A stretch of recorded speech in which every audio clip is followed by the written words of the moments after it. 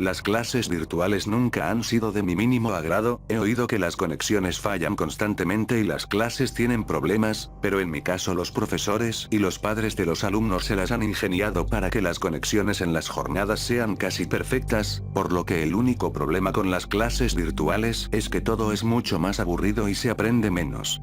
Ya sabiendo esto, en una de estas clases, es de suponer que yo me encontraba al borde de caer totalmente dormido, era de tarde y yo estaba encerrado en mi cuarto presente en una clase escuchando la vaga explicación del profesor de filosofía sobre la existencia. Aquel profesor era uno de los que exigía que todos los alumnos mantuviésemos las cámaras activadas para comprobar si alguien como yo se dormía o se iba de la clase, y en varias ocasiones el profesor alzó la voz para que los que como yo estábamos aburridos nos mantuviéramos centrados en la explicación. El hecho es que todos se estaban durmiendo a mitad de la clase y eso lo pude notar gracias a los recuadros en la pantalla de mi computadora que mostraban a todos los demás alumnos en vivo. Sin embargo, hubo un de estos recuadros que me llamó la atención tanto que mi sueño comenzó a disiparse y mi atención se puso aguda. El recuadro mostraba la cámara de uno de los estudiantes el cual estaba actuando de una manera extraña en ciertos momentos. Me mantuve con la mirada en él, y noté que estaba en su cuarto sentado frente a su computadora, y él estaba congelado sin moverse en lo absoluto. Su cuarto estaba algo oscuro, vi como su mirada estaba en blanco a la cámara, y además su boca se movía a una velocidad muy rara, como si estuviese hablando, abriendo y cerrando la boca, hasta a veces sonriendo y todo esto en fracciones de segundos. Obviamente me perturbé pero mantuve la calma y dejé de prestarle atención a la clase para enfocarme en la cámara de ese alumno. Durante un año estudié con él, en la misma clase, pero nunca le hablé mucho. En mi mente me dije a mí mismo que de seguro se llamaba Alan, y así fue, al comprobar que en la lista de conectados figuraba su nombre, Alan. Seguí observando, y entonces de golpe me aterroricé al ver cómo aquel chico ya no solo movía su boca, sino que sus extremidades también, al igual que su cuerpo, daba vueltas, se levantaba y se sentaba de nuevo, a veces desaparecía y aparecía en otro lugar del cuarto, todo era muy horrible y además, todo esto ocurría en muy pocos segundos, a velocidades imposibles. Se mantiene sentado por unos 20 segundos, luego se enloquece y se mueve de formas grotescas durante 2 segundos y luego vuelve a su posición frente al computador, para mantenerse quieto por otros 20 segundos y luego volver a repetir todo. Así se la pasaba. Llegué a pensar que su cámara estaba dañada, o su conexión, o algo, pero no podía ser normal. Algo le pasa a Alan, profesor, escuché que dijo una chica, y allí supe yo no era el único que veía aquellas cosas en la pantalla. Pero cuando el profesor miró detenidamente a Alan, este se mantuvo quieto y con sus ojos ahora normales, actuando como si estuviese confundido por el comentario de la chica. Yo me sorprendí al igual que unos pocos, pero la clase siguió. No pasó mucho tiempo, para que nuevamente, aquel Alan comenzara a actuar y moverse de maneras tétricas e imposibles, y esta vez, aquel chico se acercaba a la cámara y nos miraba con sus ojos totalmente emblanquecidos y con su boca torcida y pixelada. De hecho su rostro parecía distorsionarse y cambiar, su nariz se tornaba muy larga y puntiaguda, su mandíbula se descolocaba, sin embargo el profesor no podía verlo ya que la mayoría del tiempo estaba mirando hacia su tablero, en el que tenía todos los apuntes del tema visto. Realmente todos los presentes estábamos muy asustados, y nadie se atrevía a decir algo, pues es de muy mala educación activar tu micrófono e interrumpir la clase diciendo cosas que no tienen importancia. Justo cuando el profesor dirigía su mirada a su pantalla, aquel chico Alan dejaba de moverse extrañamente, pero todo empeoró después cuando quedaban unos minutos para que la clase acabara. Alan desapareció por completo de su cuarto, y nadie sabía qué había ocurrido.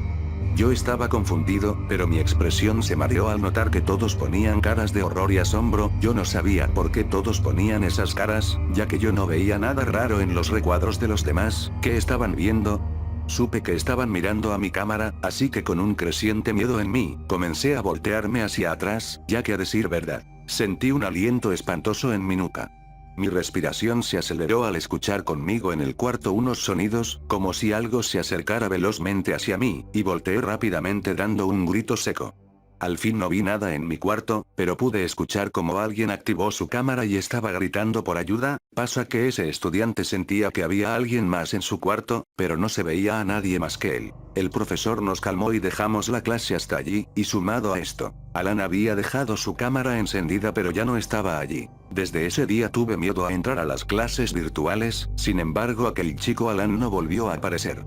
Unos días más tarde nos dimos cuenta todos que Alan había muerto hace unas semanas. Esta noticia nos contó otra profesora, y cuentan sus padres que fue durante una clase que sufrió un infarto. Sea lo que sea, ahora odio mucho más las clases virtuales, porque temo que aquel chico aparezca de nuevo. He quedado algo traumado con lo sucedido.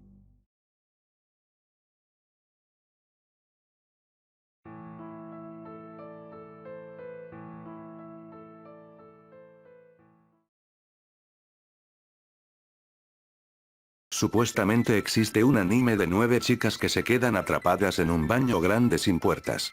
Digo supuestamente porque la única prueba es un hilo de un usuario anónimo en 4chan preguntando sobre si alguien ha visto este anime. La persona explica de manera muy detallada el anime que según él, encontró dentro de una carpeta de una página en la Deep Web que sirve para descargar virus y archivos ilegales. Según el usuario, el título del archivo era Go for a Punch, o mejor dicho, el nombre era Go for a Punch DL seguido por un código de números y letras. El anime estaba en japonés con subtítulos en inglés, tenía una duración de 30 minutos. El usuario cuenta que el anime empieza de manera abrupta sin intro, solo con las 9 chicas despertando dentro del baño sin puertas o salidas visibles.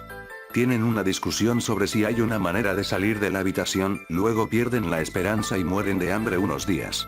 Eventualmente, se vuelven locas y comienzan a gritar, luego se suicidan de maneras muy gráficas, algunas golpeándose la cabeza contra la pared, otras desgarrándose la garganta, incluso en una escena, una ayuda a la otra a ahogarse en un inodoro. Él describe que la animación y el audio tenían un toque ochentero. Lo más probable es que animación se hizo alrededor de los años 80 o 90.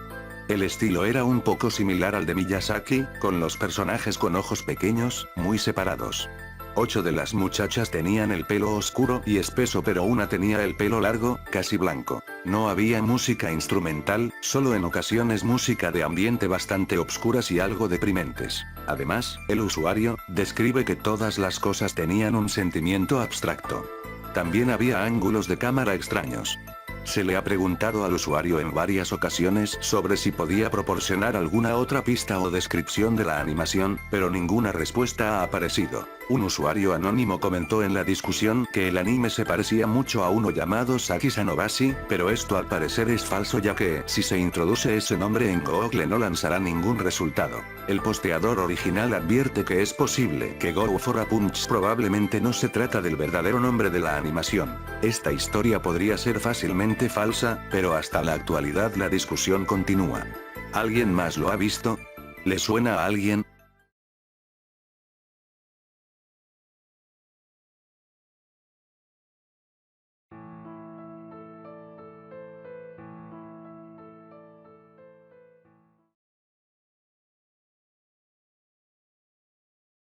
Esta historia no es mía. De hecho, estoy violando la privacidad de un muy estimado amigo y estoy rompiendo un voto de silencio al contarla, por lo que espero que él y su familia me perdonen. No lo hago con mala intención. No quiero lucro o ensuciar un buen nombre. Es solo que siento que esta debe ser contada, debe circular y todos deben saber qué pasó. Ya que en estas épocas es una problemática real que está afectando a todas las culturas, no solo a la juarense, que se han ocupado de transgredir la palabra más poderosa del planeta y distorsionarla en su totalidad, quitándole casi todo su significado, el amor. Muy pocas personas en este mundo, casi un porcentaje inexistente, saben lo que es en verdad el amor. Creo que estarían de acuerdo conmigo cuando digo que el amor es algo que se debe trabajar, en lo que se debe invertir mucho tiempo y esfuerzo. Es como construir un edificio. Uno no simplemente dice, oh, quisiera un edificio ahí, y al siguiente día, boom, ahí está, perfecto y listo para ser habitado. Uno tiene que poner buenos cimientos, alzarlo bloque por bloque, cuidar que no vaya hueco, adornarlo, hacerlo bello, y uno no puede hacerlo solo. Cuando esté terminado, lo contemplará y verá que es bueno.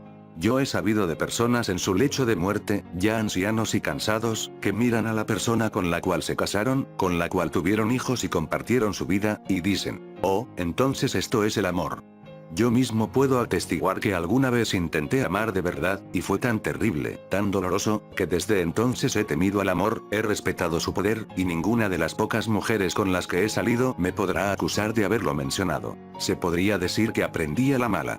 Pero el amigo al que le pertenece esta historia aprendió a la peor. Todo comenzó después de una fiesta a la que él y yo fuimos juntos, pero de la cual salimos solos.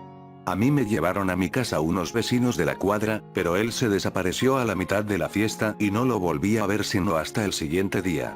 Como sea, ya no era él mismo. Regularmente era risueño, bromista, atractivo a su propia loca manera. Ahora era sombrío, distraído, como si estuviera inquieto. Los días que le siguieron, faltaba a clases, le salieron ojeras enormes bajo los ojos rojos, se puso más delgado de lo que ya era, y no importaba cuánto se lo preguntara, siempre decía que estaba bien. Yo comencé a temer que hubiera descubierto drogas, algo horrible en esa fiesta, así que fui a hablar con sus padres, a quienes también conozco y me conocen y nos respetamos mucho, para preguntarles. En su casa, el predicamento era el mismo, según me contó su madre. Me dijo que él apenas si comía, que por las noches lo escuchaba deambular por la casa y que pasaba en su cuarto la mayor parte del tiempo, sin hacer ruido.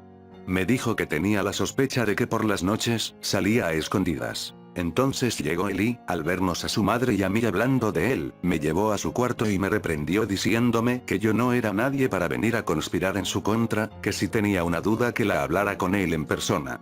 Él es uno de mis mejores amigos, así que yo respeté que me dijera esto y lo acepté, pero también le dije que sabía que algo andaba mal y que podía decirme la verdad a mí. Así que me habló de ella. La razón por la que no lo volví a ver en toda la fiesta. Me dijo que esa noche se había puesto ebrio antes de la mitad de la fiesta y que había ido a un autoservicio cercano por una cajetilla de cigarros. Al ir volviendo, pasó cerca de un viejo edificio abandonado, que solía ser un supermercado y que le pareció ver algo en una ventana del segundo piso. Se detuvo a ver mejor, y notó que era una mujer sin camiseta ni sostén, y que al verlo se apartó rápidamente a la penumbra. Mi amigo es racional, incluso ebrio, quizá incluso más que en sus 5 sentidos, y lo primero que se le ocurrió fue que la acababan de violar y que estaba asustada de salir. Corrió hacia la entrada del edificio y, ayudado con la luz de su celular, encontró las escaleras al segundo piso. Se acercó a donde la había visto, llamándola, asegurándole que quería ayudarla. Todo el piso estaba en silencio, ella no estaba. Supuso que era natural que ella no quisiera salir de donde estuviera oculta, si es que acababa de pasarle lo que él creía. Aún así, se sintió responsable de ayudarla, por lo que dejó su sudadera y su teléfono celular en el suelo y dijo que saldría del edificio para que ella pudiera ponerse la prenda y hacer una llamada, que le gritaría cuando estuviera afuera para que viera que era cierto. Repitió que solo quería ayudar. Apenas comenzaba a retroceder para hallar su camino de regreso al primer piso cuando la luz de su celular lo iluminó. Él se protegió los ojos del flash. Entonces el celular se deslizó por el piso hasta sus pies. Lo recogió y lo volvió a encender para descubrirla ahí parada frente a él, apenas cubierta por el suéter, cabizbaja y temblando, asustada y tímida, rasgo que lo volvía loco, así como a mí me volvía loco una mujer atrevida. La describió como joven pelirroja de aproximadamente 21 años, ojos cafés, piel clara, labios carnosos, 1,70 de estatura, 10 centímetros menos que él. 10 más que yo, complexión delgada, busto grande, caderas anchas y aparentemente la mujer más sensual que jamás hubiera visto. Él descubrió que quería abrazarla y decirle que todo estaría bien, aunque sabía que no era el lugar ni el momento. Lo correcto era sacarla de ese edificio y llamar a la policía, pero por más que se lo repetía no podía moverse, no quería dejar de mirarla. Puso su mano en la mejilla de la chica e hizo que alzara la cara hacia él, y cuando sus ojos se encontraron, me dijo que casi pierde el equilibrio. Y cuando ella le sonrió, me dijo que lo hizo sentir débil, que no lo pudo evitar. Dejó que su mano, la que no sostenía el celular, se deslizara lentamente hacia el suéter y se lo arrebataran a la muchacha, que no puso ninguna clase de resistencia. Al mirarla de cuerpo entero, se echaron a andar todos sus más oscuros deseos y fantasías como nunca antes había pasado con ninguna de sus anteriores parejas sexuales. Hizo una mueca y se maldijo por haberse distraído al observar la pantalla de su celular frente a él. Dijo que le llamó la atención que, según la pantalla de su cámara, no había nada frente a él. Tan solo estaba su mano con su suéter, y en cuanto vio esto, sintió todo el peso de su prenda colgándole del brazo, pues la chica se había esfumado. Dijo que en ese momento se había asustado tanto que había corrido hasta la salida del edificio y que no fueron sino las náuseas lo que lo detuvieron ya estando afuera. Se torció a vomitar todo el licor que traía encima. Y que cuando estaba a punto de limpiarse la boca con su suéter, su fragancia atrapó su nariz. Toda su tela estaba impregnada de un olor dulce y fresco, como a lilas. Lo apretó a su nariz para inhalarlo, y que era todo lo que recordaba de esa noche. Me dijo que despertó el día siguiente en su cuarto, con una resaca y sin saber ni cómo había llegado hasta ahí. Se levantó y se acercó a la ventana, y mientras él hacía esto, yo me fijaba en su laptop, en la que había una extraña página abierta llena de signos y pentagramas, típica del buscador Tor, llamada La Purga. Mi amigo abrió las cortinas para dejar ver una bella flor blanca, parecida a un tulipán recién cortado, que estaba en un pequeño frasco con agua. Me dijo que la había encontrado al pie de su puerta, cuando salió de casa para ir a la escuela. Mi madre entra y sale por esa puerta como 10 veces antes de que yo me levante. Cientos de personas caminan frente a esa puerta por las mañanas. ¿Cómo es que nadie la pisó o la recogió?, preguntó. Yo no le supe responder. Me dijo que era la misma fragancia que ella había dejado en su suéter, que esta flor se la había dejado ella a forma de obsequio esa noche, como una ofrenda de amor. Estaba como nueva. No se notaba que tuviera más de un día. En este punto tuve que interrumpirlo para hacerle muchas preguntas, como por ejemplo si alguien había puesto algo en su bebida esa noche, o si sabía de alguien que le quisiera jugar una broma. No tenía duda de que él hubiera sido honesto con respecto a lo que vio, pues siempre tuvo mi confianza. Nunca me había mentido antes, y no había necesidad de que inventara una historia tan erótica para mí, pues yo sabía con qué chicas salía y lo que hacía con ellas. Pero lo que me acababa de contar era demasiado extraño para creer que hubiera pasado de verdad. Esto hizo que él se molestara porque pensaba que yo no le había creído y que se pusiera en un plan imposible. Yo traté de razonar con él. Le dije quería oler su suéter para ver si era la misma fragancia de la flor, pero él se puso nervioso y me dijo que el suéter ya lo había lavado y que no podía dejarme oler la flor. Le pregunté por qué y él me dijo que nadie más debía oler la flor y que debía permanecer en su ventana en un frasco de agua en todo momento. Al preguntarle que quién le había dicho eso, él se volvió a poner nervioso y agresivo y me dijo que alguien que sí le creía y que no vendría a acusarlo con sus padres, y no importó cuánto tiempo más me pasé queriendo razonar, de ese plan ya no lo saqué. Para él, yo ya no era seguro. Terminé enfadándome y salí de su casa. No me explicaba cómo alguien tan ateo y racional como lo era mi amigo podía creer en su propia historia sin cuestionarse. Aunque también me llamó la atención escucharlo hablar de esa alucinación en el edificio y de ese alguien que le había dicho qué hacer con la flor que supuestamente ella le había obsequiado. Afortunadamente, yo sabía bien dónde encontraría respuestas, por lo que lo primero que hice cuando llegué a casa fue encender mi computadora, descargar Tor para navegar en la Deep Web y buscar la página que él tenía abierta. La Purga. La cosa estaba peor de lo que yo creí. Se trataba de una página de temas relacionados al ocultismo, misticismo y adoración al diablo. La verdad es que no tardé mucho buscando antes de dar con un tema de un usuario que se aseguraba haberse encontrado con una mujer desnuda en un edificio abandonado durante una fiesta, pues a juzgar por los comentarios y los likes, era uno de los temas más populares. Pero me desconcertó leer muchas cosas que mi amigo no me había contado a mí, y dudo que me hubiera contado. Los usuarios regulares le dijeron que, si quería ayuda, tenía que decirlo todo en relación a esa mujer, y él escribió que una noche después de la fiesta había ido a visitarlo. Que él pensó que era un sueño, por lo que no hizo más que disfrutarlo. Ella estaba sobre él, desnuda y excitada, y cuando él la sintió, se giró para ponerse sobre ella y aceleró el ritmo, bebiendo de su cuello aquella esencia de la flor mientras le hacía el amor. Dijo que la sensación de tenerla fue tan preponderantemente real que lo hizo sospechar que eso no era un sueño, y en ese momento se dio cuenta de que no lo era, o ya habría despertado, y solo entonces ella se desvaneció entre las sábanas, dejándolo ahí, con una enorme erección, tirándose un colchón. Se describió a sí mismo como patético, diciendo no una y otra vez, buscándola entre los edredones, bajo la cama. Dijo que desde entonces no había descansado. Que llevaba días buscándola por todas partes. Que había ido al mismo edificio abandonado 3 o 4 veces llamándola.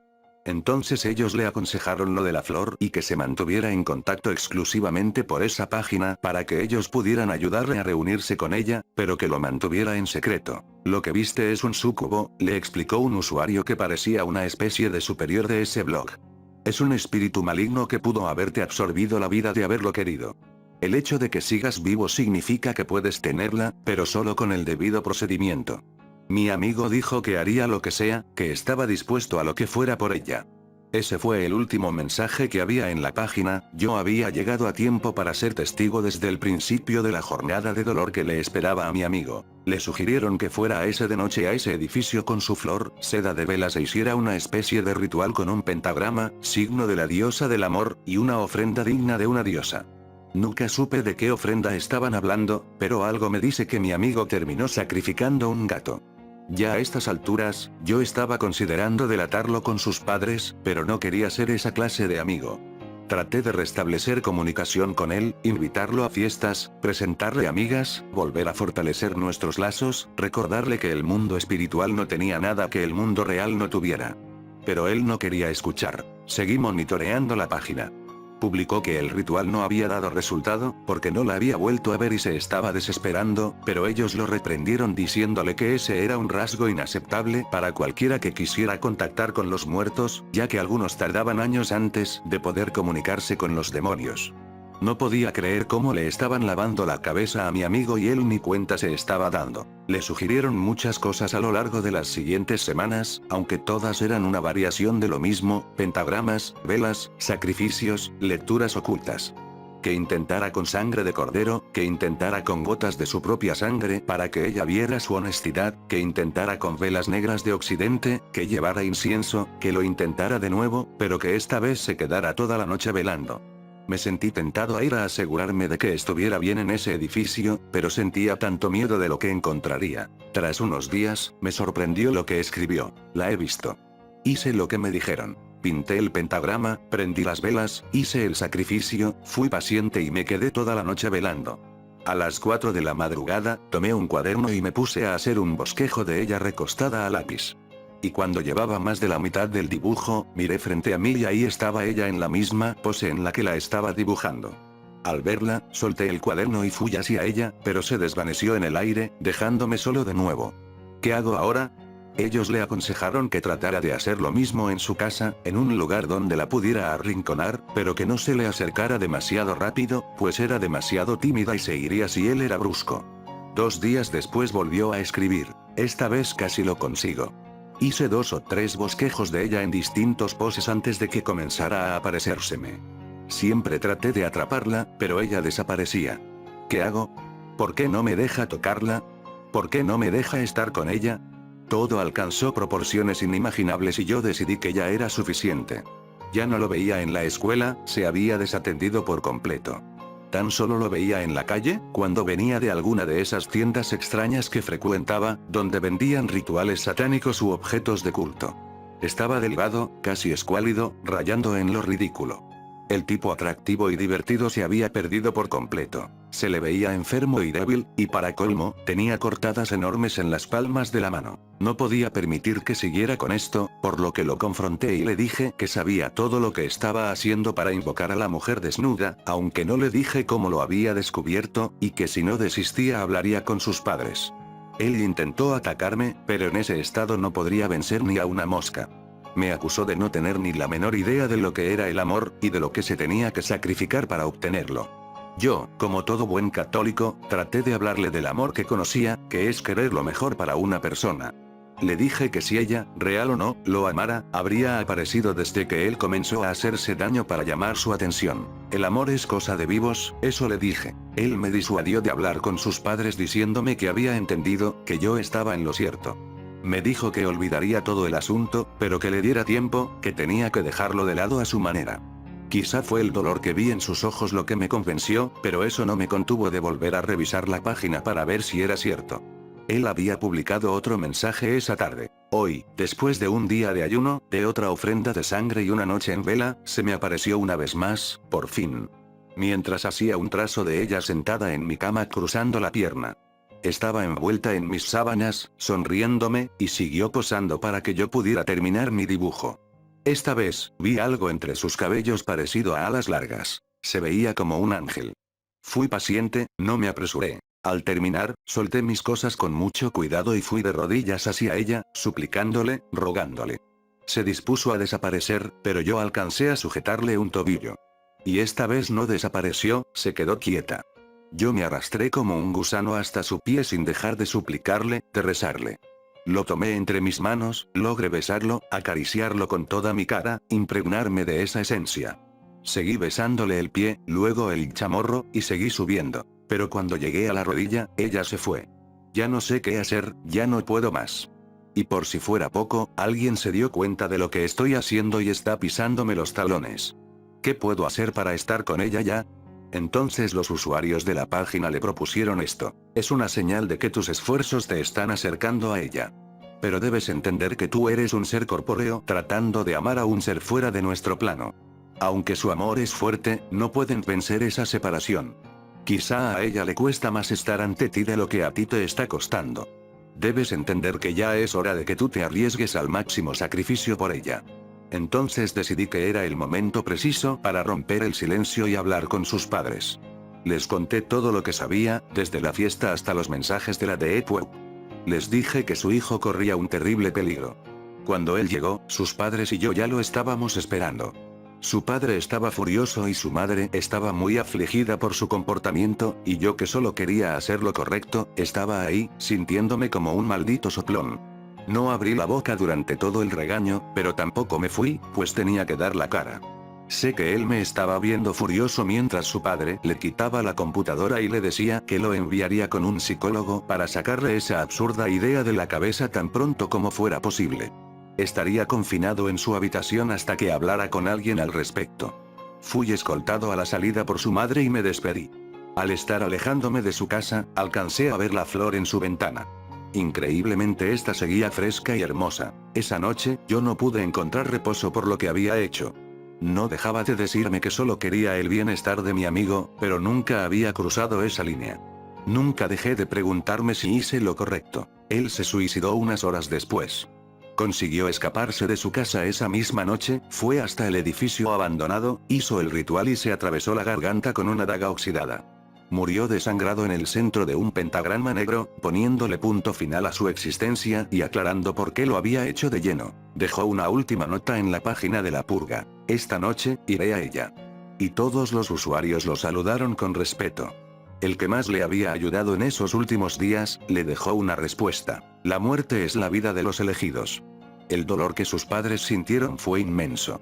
Se callaron lo que yo les había dicho y tajantemente declararon que su hijo había sido asesinado por una secta satánica. Esto con doble fin, de que la policía iniciara una investigación de este sitio y que su hijo pudiera tener una sagrada sepultura, digna de un buen ateo de padres cristianos. Me hicieron prometer que jamás diría una palabra sobre el suicidio de su hijo, y yo no tuve más que aceptar. Su asesinato fue una noticia muy famosa. Se propagó en la tele, en la radio y en la internet.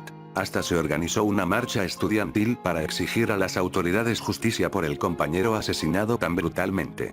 Sus padres comenzaron a temer que el caso creciera a tal magnitud que tuvieran que revelar la verdad. Pero, como siempre, la gente se desatendió ante la promesa de las autoridades de que estaban trabajando en el caso. Los usuarios de la página la hackearon para borrar todo vínculo con el caso. Supongo que lo hicieron porque efectivamente, así como los padres del difunto y yo lo creíamos, aunque ellos no lo habían matado con sus manos, si compadecieran ante la justicia se les podría encontrar culpables de asesinato por negligencia. Durante el velorio, yo encontré espacio para subir a su dormitorio y anduve de un lado a otro, viendo los vestigios de lo que fue su vida el último mes. Encontré un dibujo casi artístico de la mujer en su cabeza escondido bajo su cama, lo que me activó la curiosidad. Busqué en su ropero y encontré el suéter que había llevado puesto a la fiesta. Tras dudar un momento, me lo acerqué a la nariz e inhalé. La fragancia era tal y como él la había descrito. Fui a la ventana donde él tenía su flor blanca. No pude evitar un nudo en la garganta al verla toda marchita y sin aroma. Su perfección se había disipado con la vida de mi amigo. Yo la tomé entre mis manos, me senté en la orilla de su cama y lloré por quien tenía un gran futuro y lo dejó todo de lado por una posibilidad nimia. Llevé la flor al sepulcro y la arrojé al ataúd antes de que lo cubrieran de tierra. ¿Valió la pena? Le pregunté en mi mente. ¿Siquiera estás ahora con ella, con el amor que te costó la vida? En ese momento de verdad lo quería saber, quería creer que su sacrificio no había sido en vano. Como sea, obtuve mi respuesta esa misma noche. Había comenzado a llover y yo estaba demasiado pensativo como para conciliar el sueño. Como mi madre estaba ya dormida, tomé un cigarro y salí al umbral de la puerta a fumármelo. Pero antes de poder terminarlo, mi nariz inhaló una esencia familiar. Lentamente bajé la mirada al primer peldaño del porche de mi casa para descubrir una bella flor blanca recién cortada. Me acerqué a levantarla, y descubrí que justo frente a mi casa, del otro lado de la carretera, sentada en la banqueta bajo una farola de alumbrado público, empapada por la lluvia, estaba ella cruzada de piernas, la misma mujer del dibujo de mi amigo. Me estaba viendo, con una sonrisa atrevida en la comisura de los labios y ojos lujuriosos. Y no pude evitar sentirme fuertemente atraído. Era más perfecta de lo que cualquier dibujo jamás podría. Aparté la flor y la pateé fuera de mi porche. Entré a la casa apresuradamente, cerré con llave y puse las cortinas de las ventanas. Arrimé el sofacama de la sala bajo una pintura de la Virgen María que teníamos adornada con focos verdes. Recé 3 Padres Nuestros antes de poder tranquilizarme. Hubiera podido vivir pensando que el sacrificio de mi amigo no había sido en vano, pero esto no era un cuento de hadas.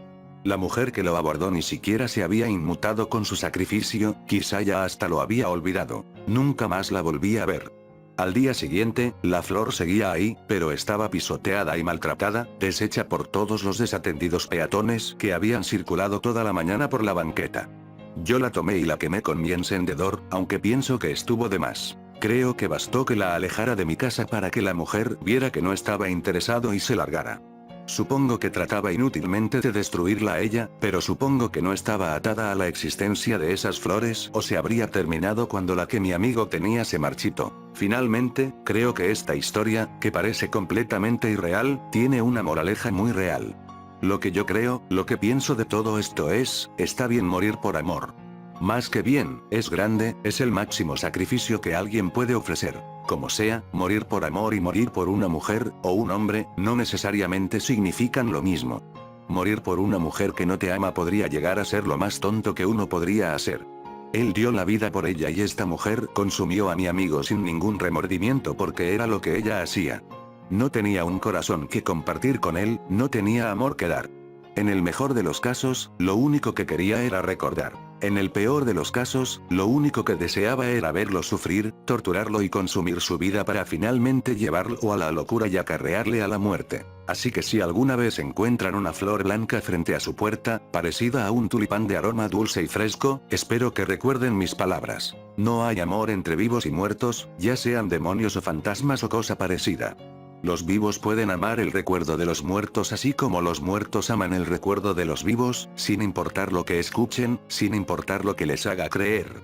No busquen ayuda para que esto sea posible, pues siempre hay alguien dispuesto a ver cómo destruyen su propia vida.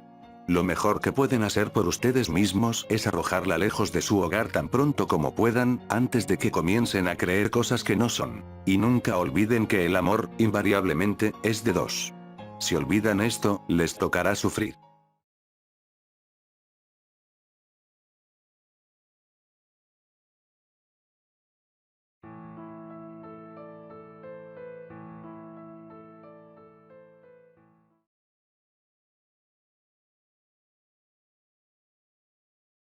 Cuando llegó la noticia al vecindario, todos los niños de la zona se alegraron, todos menos Franco. Un gran circo llegaría a la ciudad y se instalaría justo al lado de su casa, en donde había un inmenso terreno baldío. Esto le preocupaba a Franco, pues los payasos le aterrorizaban. Había descubierto su miedo en la fiesta de cumpleaños de un amigo, en donde habían contratado un payaso. En ese entonces tenía 6 años, ahora, con 13 cumplidos, seguía con su miedo, pero, como lo avergonzaba, no se lo contó a nadie, ni siquiera a su hermano menor Sergio de 8 años con el cual era muy unido. Desde el fondo de su casa, vio la carpa multicolor elevarse como si fuera un gigante. Solo un muro de unos 2 metros lo separaba de aquel mundo bullicioso y fantástico. Toda la familia asistió a la primera función. Como primer acto aparecieron los payasos, sus piruetas y ocurrencias hacían reír a la gente. Franco comenzaba a sentirse más cómodo, su miedo se diluía. Miró a un costado y vio que había un payaso entre el público. La gente que lo rodeaba no lo parecía notar. El payaso volteó con rapidez, y sus siniestros ojos se fijaron en los de Franco. Su rostro era horrible, cubierto de blanco y con una inmensa sonrisa diabólica. En un abrir y cerrar de ojos, el payaso estaba sentado a su lado, su enorme mano enguantada tomó la de Franco, el niño se desmayó de terror. Despertó sobre una cama de hospital, su familia lo rodeaba. Su madre acariciaba su cabeza. Hijo, qué susto nos diste. Por suerte estás bien. Los dueños del circo nos ayudaron a traerte, vinimos en uno de sus vehículos. Fueron muy amables, es más, insistieron en mandar a alguien para animarte cuando te recuperaras, dijo su padre. Oh Lara. La puerta se abrió y una sonriente cara de payaso se asomó. Lo siguiente te lo dejo a tu imaginación.